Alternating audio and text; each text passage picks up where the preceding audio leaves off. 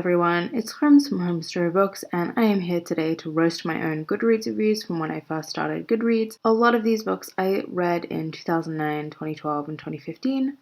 I read a lot of edgy, masculine books and not a lot of fiction by women or queer or trans people. This is in no way insulting the books, though my reading tastes have changed. Let's roast my own reviews and start with American Psycho. In 2015, I wrote, American Psycho, such a cult classic book. I read this book via an audiobook and I thought it was a well-crafted novel. I love the atmosphere that Easton Ellis creates, but more than anything, I appreciate his details in the novel. I love how he mentions brand names, streets, specific restaurants, and how he describes Patrick Bateman's world and how he interacts with it. If anyone else had written it, it might seem like too much to spend almost an entire chapter talking about Bateman's morning routine, the facial masks, the exact number of push-ups in his workout, what foods make up his breakfast, and where he purchased them, but I loved it. There are a couple of scenes that I remember vividly, and some scenes where I couldn't look away. It is very graphic, and people who are triggered by very graphic material should be careful. But the writing is brilliant, and it is a good book. Okay, so this review is still pretty true, though I think I read it in 2009. I thought American Psycho was a well-crafted novel. I really did enjoy some of the level of detail Ellis employs in his work. This was a period where I left a lot out of my reviews, so if I didn't like something, I often left it out of the review because I didn't want to have to argue about why I didn't like it. My issue with it at the time and now was that sometimes it was really a slog to get through. Some of the scenes in the book felt unnecessarily violent, graphic, and torturous. There was also a lot of sexism, homophobia, and racism. It definitely was an 80s book, which felt like when Ellis peaked both personally and as an author, I suppose. So many reviews of this book say the fact that so many people had visceral reactions to the book is a sign of its power and prowess. I don't know if I agree with that, but I do agree with the fact that the book is definitely a spectacle. The business card scene is still iconic and everlasting, and a great example of satire. And also, I just have to ask, do we really need a book about an upper-middle-class psychopath who works on Wall Street with a love for 80s music? Craft aside and good scenes, I don't feel like we need another book like that. But 14-year-old me was like, this is fine, I can read whatever I want, I can read edgy fiction and like it, because I'm a cool girl. And sure, I can still read whatever I want, but I also don't have to like everything I read or even find good things about books I don't like. So 14-year-old me, I'm sorry, but there are so many better books out there. Listen to your mom, she has good taste. This next book is The Collector by John Fowles. I also apparently read this in 2015, but I feel like I read it more in 2010.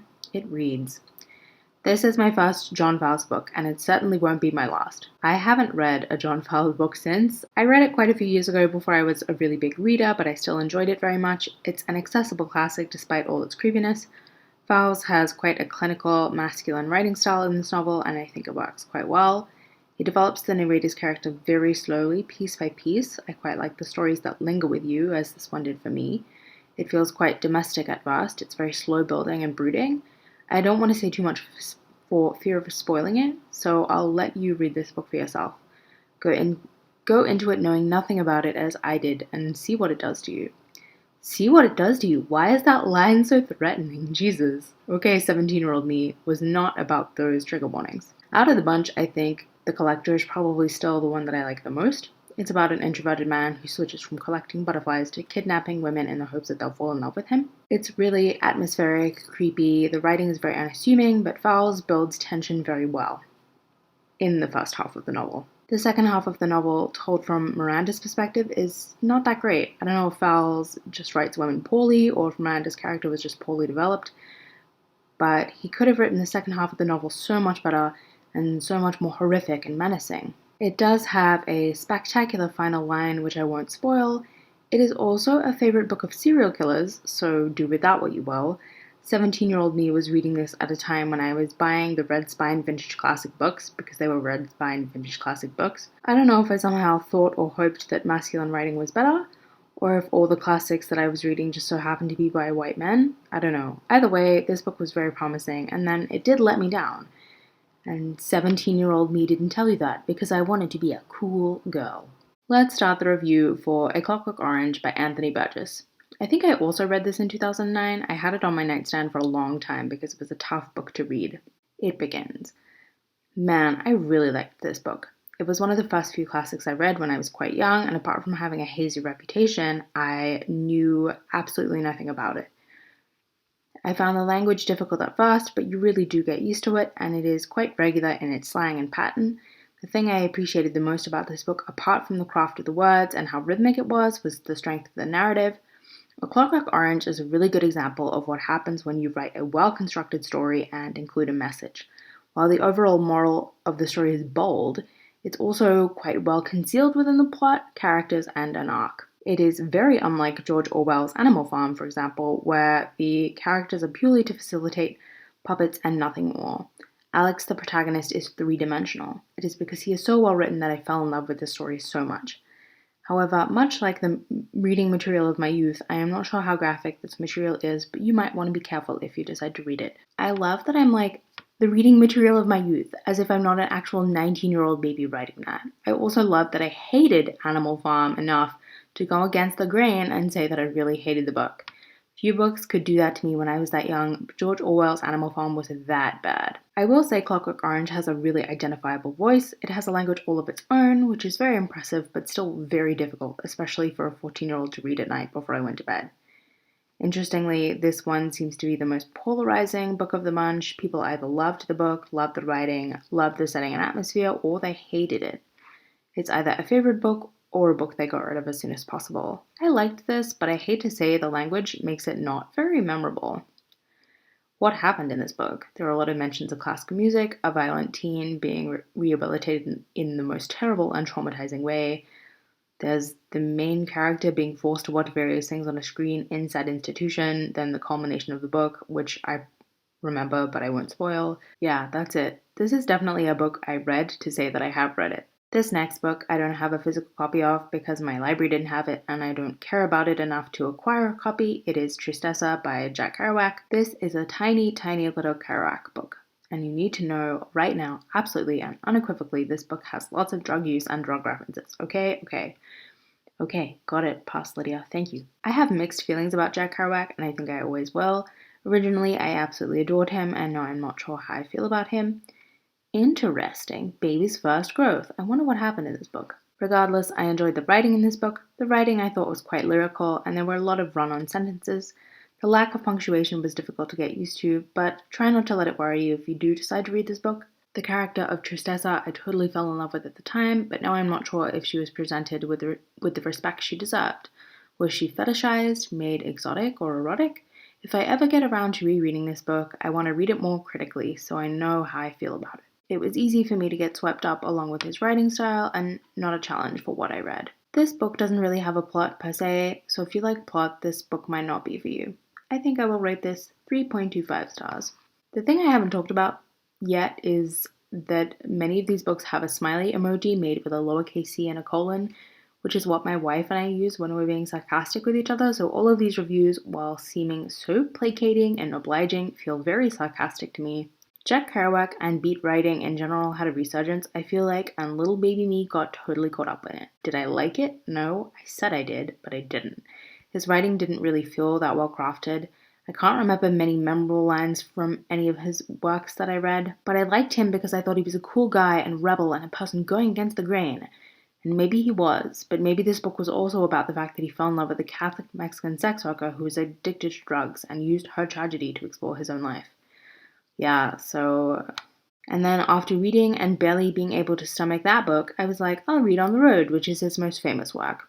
This book was really sold to me like a Fear and Loathing in Las Vegas equivalent, which is a book by journalist Hunter S. Thompson that I loved. I listened to the audiobook of this and read it as the original scroll, which is basically the ream of paper he used to type this book out on his typewriter. Apparently, if you want to read the book, you should read this version, which is the fictionalized and edited version. If you want to experience Beat Generation writing, you should read this version. Apparently, they do actually vary in tone, according to the blurb. The original scroll has much more of a sexually frenetic tone than the other version. I thought it was okay, I enjoyed listening to it, but I found it really hard work to keep up with. The lack of chapters, punctuation, and sometimes cohesion in the text meant that I was often trying to figure out what was happening instead of actually enjoying the writing. But 14-year-old me read all the reviews about his voice being a creative vision in America and how it transformed narratives forever, his revolutionary aesthetic, his wild energy, and I was like, yeah, this book must be good. And it is poetic, but apart from that, I remember very little about the book itself.